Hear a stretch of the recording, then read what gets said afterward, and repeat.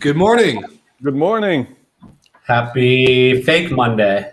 There's something about the days of the week that we just like. Monday, now Tuesday. Yeah. What we're saying morning for me, it's afternoon. We're saying Monday, it's a complete different day. It's like it's confusing. Yeah, but we got to keep it consistent for the people. I'm in a different location. I'm a different spot. This is like, okay. Try to focus now and just be sharp on this important podcast because it's a special one, right? This one. It's a very special podcast today. Very excited. But first, before we get to the exciting news and announcements, how was your guys' 4th of July? Good? Fun? Yeah, Anything it was cool? awesome. I don't know if Michael knows what the 4th of July is. We don't celebrate it here. I know it's a day before 5th and day after 3rd, but no, we don't celebrate it. We don't celebrate it here. Yeah, went up to my folks' house and went off to their club, and there was an air show. This guy was just like doing crazy wild tricks, and turns out he was 80 years old doing all of that stuff too. So Wow. It made it that much more impressive because I've ridden in the car with my 80-plus-year-old grandpa, and that's scary enough, much less this guy like barrel rolling a plane 20 feet off of the ground and doing, straight verticals or straight declines. It was pretty nuts. Yeah. No, I wouldn't feel very safe knowing 80-something-year-old person is up in the sky flying. But hey, more power to you. That's awesome. Well, we have something similar, but we do it on the 5th of May. So we have an Independence Day as well, but it was 2 months ago. Day, I was celebrating as well. What? Sorry? Your Orange Day, or are you talking about Poland? No, the Orange Day is the end of April. I think it's now, I'm always mixing because it's changed because it was Queen's Day, now it's King's Day. I think it's on the 27th of April. But on the 5th of May, we have Independence Day as well. Okay. So you're just a little early. No big deal. Then we're celebrating as well. One day before is, of course, Memorial. The 5th is like party time, normally. Awesome.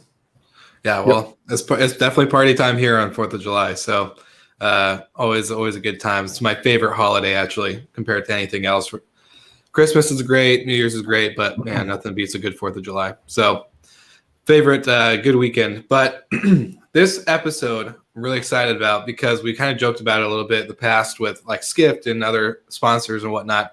But we get to announce that we officially have a show sponsor for the next couple weeks coming up. So you guys ready for the big the showcase of who we're going to be sponsored by? What's up, Breezeway? Breezeway, baby. So welcome, Breezeway, for being our show sponsor for the next couple of weeks. We're really excited to have you. And for our audience who's listening and watching, we have a quick little video for you so we can introduce who Breezeway is and what they do. So we'll do that, and then we'll go right into what's with the noise. You guys sound good with that? Perfect. All right, welcome, and now meet Breezeway. Meet Breezeway, the leading platform for property care and cleaning operations. Built to coordinate, communicate, and verify all the work done at each property so you can deliver a better experience to guests and owners. Breezeway syncs your property data and reservations into one user-friendly dashboard, taking the guesswork out of scheduling jobs to the right person at the right time. Teams in the field use mobile checklists to get their work done, letting you monitor issues and progress in real time, giving you confidence that every job is done right and every property is clean, well-maintained, and ready. Smart tools to make complex work much easier. Best of all, Breezeway integrates with dozens of PMS systems and IoT devices, so you can optimize your property service programs without switching the systems you already use. Nice. Breezeway has an entire messaging platform too, for texting automated service updates, communicating with guests and residents, and offering additional services like extended stays. Delivering quality property care and service is challenging. Breezeway has you covered each step of the way with tools like detailed owner reporting, safety inspections, and inventory tracking. You'll drive more service revenue, save thousands on operation costs, and boost client satisfaction. It's time to power your property care with Breezeway. Go to breezeway.io to learn more.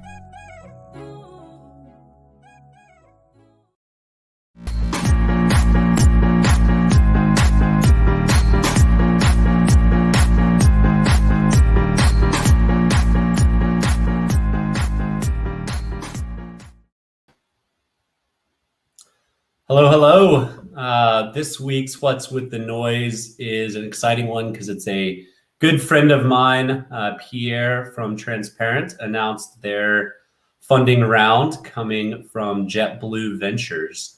So congrats to you, Pierre and Alex and the rest of the team.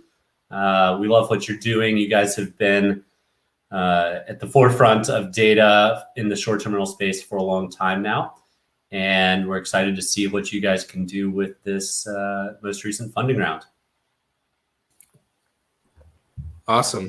Well, that was quite the exciting What's with the Noise today. Do we know any details? Come on, he's even taking the startup of the week. Okay, it was my fault this time. I didn't came, but it's congrats on Transparent with being the startup of the week. Yeah, I was looking for the amount, but I couldn't find it. So if somebody from Transparent is listening, please share with us because I was curious. And it said it brought their total funding to 2.3 million, but it definitely doesn't mean that was this round or anything like that. But JetBlue is a nice fund. I spoke with them a few times also. It was at one of my last travels. They did 1.5 years ago in Silicon Valley, actually, during Plug and Play, where we just attended as well with Bidroom. Well, it's a nice fund. So it's cool that like airlines investing as well in startups, not only in their same space, but also in different spaces, like now in vacation rental. So. Yeah, and wasn't JetBlue a little active on other vacation rental stuff? That maybe you could even do some, because I had a call with them even I think a half year ago, maybe longer. And actually, they're one of the folks. What they mentioned to me, I don't know if I can mention it in here, but what they told me is like they're really looking into vacation rental investment. So it isn't something an angle they're looking into, which is interesting if you're an airline in a completely different space, that you're investing actually in different space, which I really appreciate and what I think is really good as well.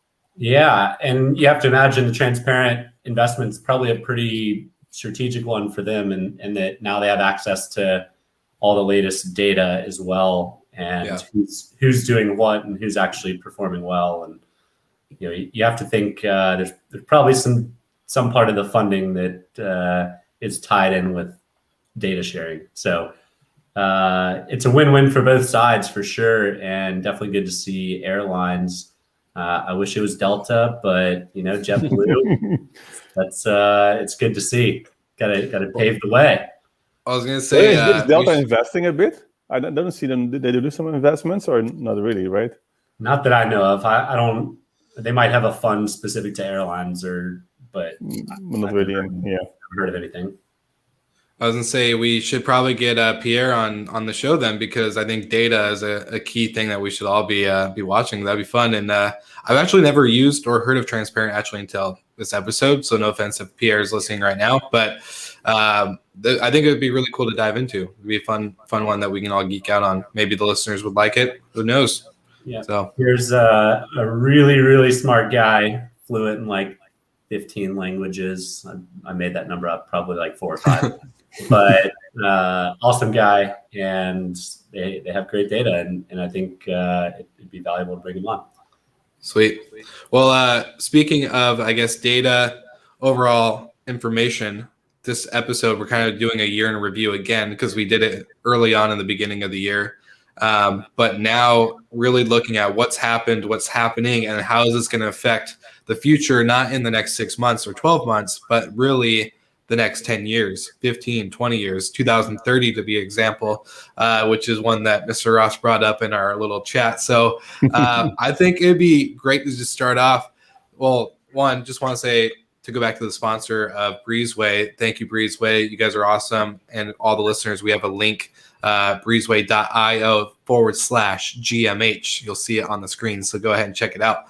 But I think it's really cool to get your guys' opinion on, because you guys are both on the tech space for both hotel and vacation rentals. And I think this is going to be a big, big shift for what 2030 looks like even. So I want to get your thoughts, opening thoughts on whether it's just from the review of what's currently happened and how this is going to affect, that far in the advance. Like, it's pretty hard for us to predict.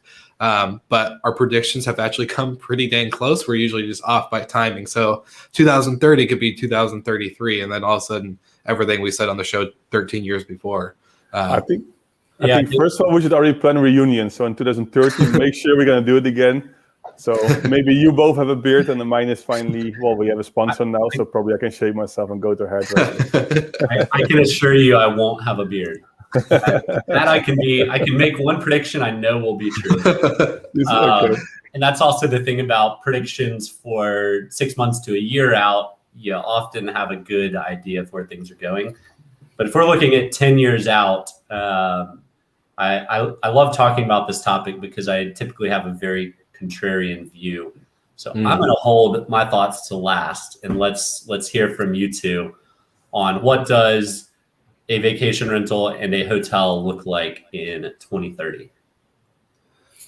I think for sure, we discussed it before. I think the whole monetization will change a lot, and not really thinking about price per night. I think they should change completely. We talked before into to subscription. First of all, I think subscriptions could take a bigger chunk. Yes, for sure. Yeah. That you have X numbers of rooms included, or maybe more into the paid loyalty. For sure, I believe this in it a lot. I think also the way of day use and using the same room multiple times per day when it's more flexibility there. I think it's super important.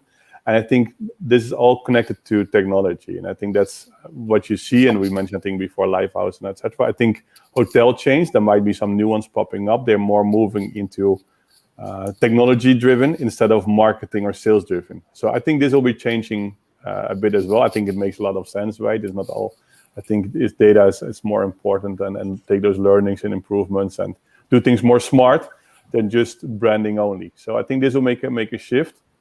I think that there will be the way hotels operate and vacation rental operates might be more closer to each other. So hotel will more become vacation rental, and I think the vacation rental become more kind of service orientated like hotels are doing. So for sure using great software and tooling like Breezeway or Noiseware, etc. So this I think is also, to mention Breezeway, I can do them a few more times this episode if needed. But I think this is also what the vacation rental needs more to make it more professional. And I think then you're moving, and I think the end sometimes you're just taking a vacation rental or a hotel, but it's the experience become closer to each other, and the one have a bit more maybe different kind of features or more amenities or facilities. But the experience might be more closer to each other. Now there's a huge difference between two of them, which make it for the people who get used to hotels really kind of scared to stay in a vacation rental. Yeah. Well, I'll agree with you on a lot of that, because having a conversation with Richard from Muse, one of the founders, recently and on Slick Talk, talking about the way that the guest profile in general changes with property management software versus properties and brands, how it's, you stay at one property, whether it's in, let's say, Washington State, your profile, no matter if you stay at any property that's owned by the same group, your profile follows you with. So no matter what, you have that history that kind of goes with. And I think we're going to shift that way for vacation rentals and hotels by 2030. Being that unique boutique, soft brand or big brand is going to be very well blended. I think we're going to have obviously a lot of consolidation. Marriott's and all these other big brands are going to buy up a lot of things, but I think this is going to be the big rise of that tech shift. So hopefully we see like the predictability of a guest profile, be better. So when you show up, your favorite music is playing, like Michael said earlier, and how your thermostat adjusts to your favorite, degree setting when you walk in, whether it's 68 or 72 or whatever. I think that personalized touch in advance with tech compared to the human, aspect and labor costs that go behind it will be huge. And then the experience brands. So that's kind of where I've actually kind of been battling with, experience brands versus like an Oasis Passport feel for someone to really just subscribe to a living type accommodation and travel. I think that's going to be a huge part, and that vacation rental hotel inventory is going to blend a little bit more than we expected. That's kind of my very vague prediction / thoughts into it. But these aren't terribly bold predictions, guys. I know I can't be a contrarian for these thoughts and views, but where I've done a number of these conversations before in other forums, and a lot of people will take the approach of like everything is so tech forward. Alexa's in every room that you just ask for, whatever, and everything is your favorite channel is on the TV, whatever. It's so tech forward.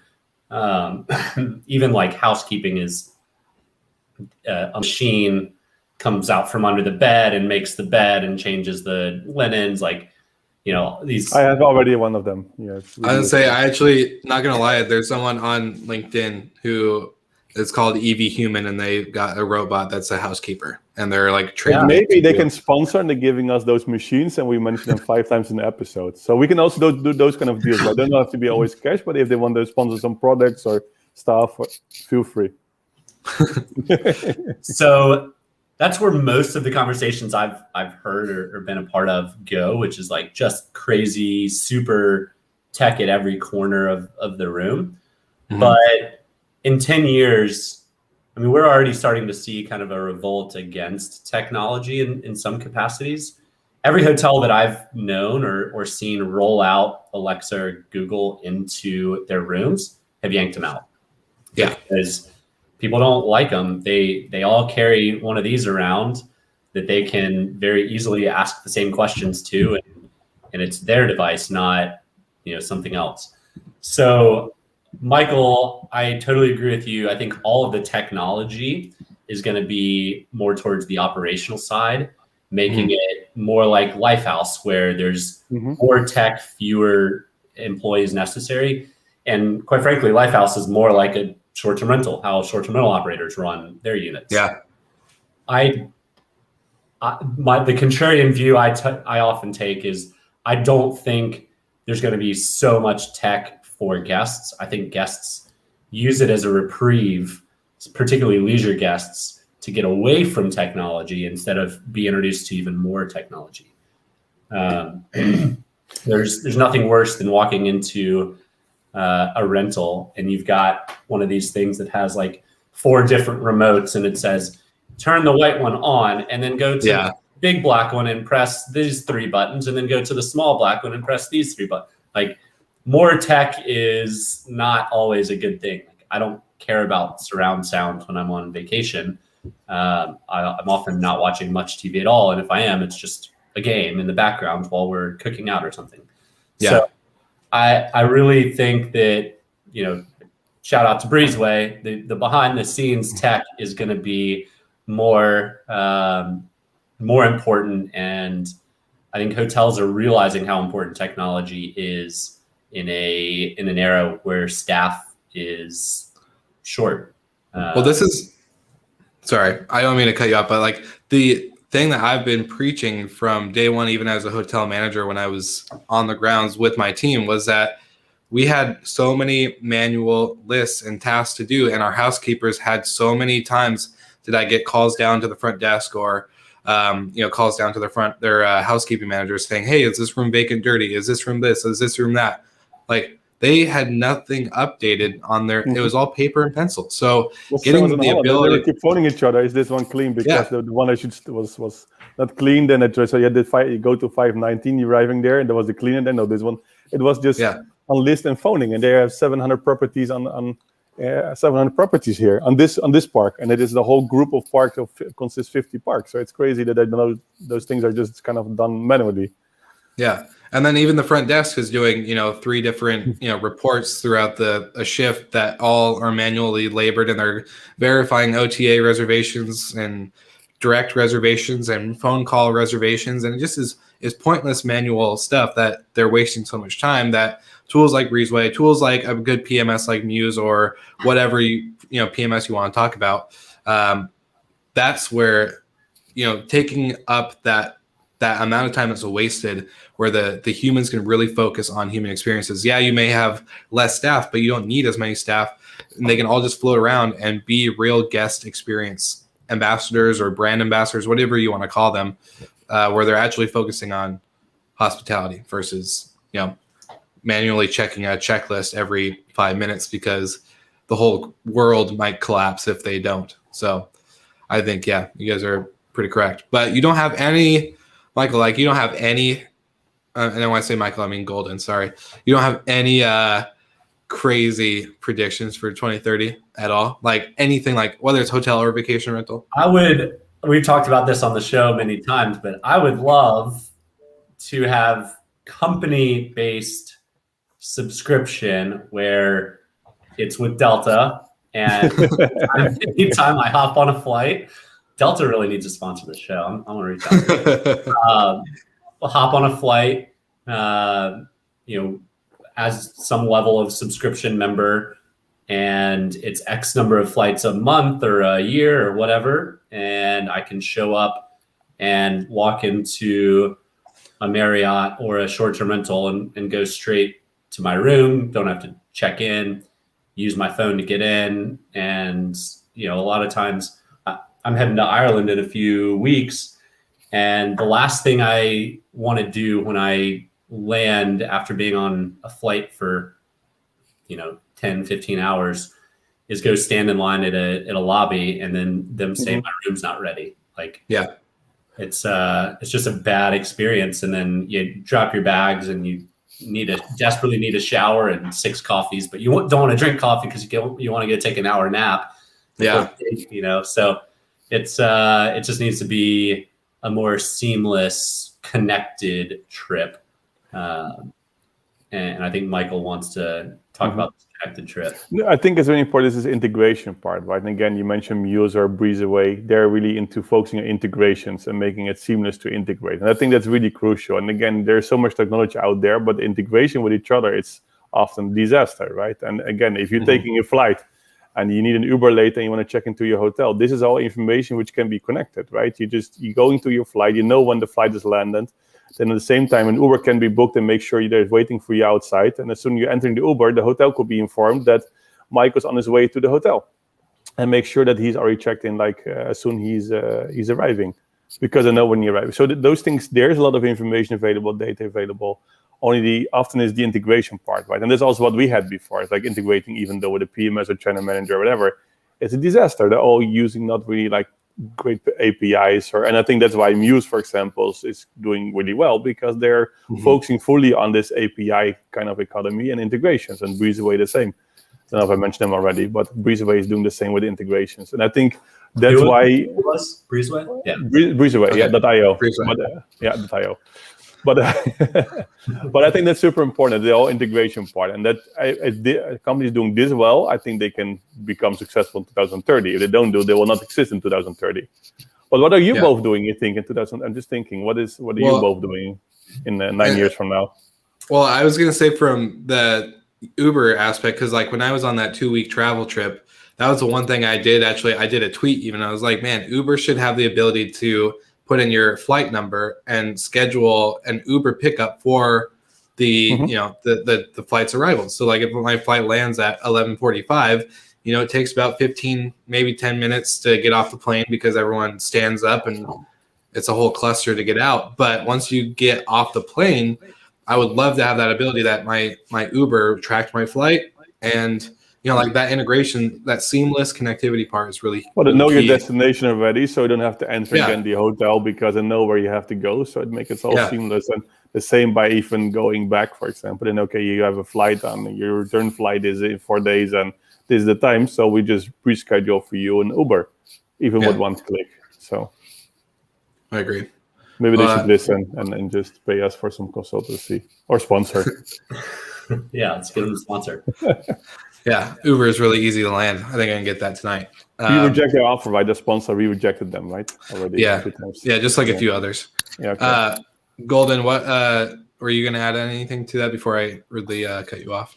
Yeah, I was going to say that Dara came from Expedia, so he should know about this whole connected trip. So it should be an easy sell, Will. I think you can easily. All right. Yeah, perfect. No, that's great. I do have, I don't know. I see that the more the US opens up specifically, I'm concerned. Well, obviously I know we're all going through a little bit of a labor shortage on the provider side, whether it's housekeeping, maintenance, front desk, you name it. What do you guys think in the sense of, let's say labor pools go back up, people are employed, rates are maybe staying the same, travel still booming, everything's good. what are your thoughts on that?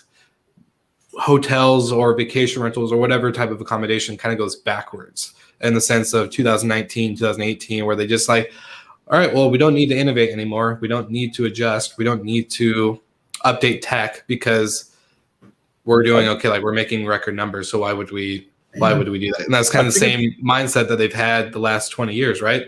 I remember my last hotel owner being like, this is how we've done it for 20 years. This is how we're going to do it. And the industry is never going to change. And here we are. Yeah. Well, maybe the shortage could actually result in technology, right? If you're looking for people, for example, in your restaurant, you can't find people. You might replace, okay, we can't find people. So just adding some iPads or QR codes or whatever on the room so they can order by themselves on the tablet or on their own phone by using a QR. So it also could actually accelerate technology because you don't have people who could just serve people in your restaurant, or you don't have people in the front office. So you just might say, okay, maybe we have to invest in self-check-in. So I think the shortage of people maybe result into using technology. Yeah, and our last guest was from Aperto, and Steve is basically allowing a lot of these front desks to go virtual and check in with an iPad and get your key printed out or your code and go to the room. Yeah, I think that trend is here to stay. And I agree, Will. I think hotels are going to kind of slide backwards into the path of least resistance. But a lot of these big hotel firms or firms run by our generation is going to look at what happened and say, there's probably a good chance that's going to happen again in our lifetime. And how do we mitigate risk and mitigate risk through technology? So I think we're going to see a little bit of both. And there's going to be clear winners and losers in that. If a brand like Lifehouse can do it with 60% fewer heads, then they're going to make a lot more money for the hotel owners. And then the owners are going to seek out operators like Lifehouse versus traditional operators that use a green screen. So I think we will see a path of least resistance in the short term, but by midterm, you'll see more tech forward firms. I agree. Yeah, I think Lifehouse, and I know we've mentioned them a lot, but I do think they are kind of that spotlight person or company to watch, really. Like they're kind of setting an example and a standard in a different way than most. Like I think we've seen a lot of people try, or like a lot of companies try to do this and then not do it successfully, right? And then so it's always kind of put that thought in everyone's head, like, oh well, you can't really do it very tech forward. I'll let you guys know how it goes. I'm staying in a Lifehouse this week in Miami. Yeah, it must be nice. That kayak hotel, I'll be staying in it on Thursday. You should. If anybody's listening, feel free to upgrade me or just send the link of this video to them. Just do it. I was gonna say you should capture some videos and photos while you're there and send it to us. We'll show it off on the next episode. All right, be cool. Can do. Sweet, awesome. Well, I think that's pretty good. I don't know if we fully answered the question of 2030. I don't think we'll see flying cars or anything like that. Who knows? Maybe Elon Musk has a hotel in space, but the first flying car took flight last week. What? Yeah. Seriously? Yeah, for real. So in 10 years, it's possible. Shoot. Should be. Well, all right. Well, that's good to know. I need to catch up with the times. Great. Well, anything, I know is usually not a big answer for this one, but anything exciting coming up in both your worlds other than you staying in a kayak Lifehouse hotel this week? Yeah, I think that's pretty exciting. So I don't know what you're doing this week, but I'll be in Miami. So I'll be here. I'm looking for the next episode because I think the next episode is also sponsored by Breezeway. So that's already great. That's a great start. And I asked a question before. I'm still curious. How do you see yourself in 10 years? What are you both doing, right? Is Will presenting on Amazon Prime and a daily show about hospitality, or is Michael still at Nose Aware, or just bought a castle somewhere in Ireland, or I don't know. Curious. How do you see yourself in 10 years? Yeah, I think the castle play is going to be the move in 10 years. Yeah, I'm hoping the same, but maybe not a castle. I'm hoping like maybe a nice villa on the water would be great. for me. Maybe Delta hires me too at some point, right? Like, Maybe when you post this episode on LinkedIn, whatever, just do some hashtags Delta, whatever. Maybe some of them, add some people, whatever, CEO, marketing, PR, everything you can include. Bastion, yeah. You know the CEO's name. Come on, Mike. Awesome. And just because this has been a fun episode, especially with our sponsor Breezeway, we just got to do this one more time. Boom. Love it. So beautiful. Awesome. Well, thank you both, gentlemen, for participating in this week's episode. Thank you again to Breezeway. So all our listeners, you can go to breezeway.io/GMH to learn more about what they do and who they are, and even sign up. Get your property and your operations up and running, smooth and functional. We'll see you guys again next week.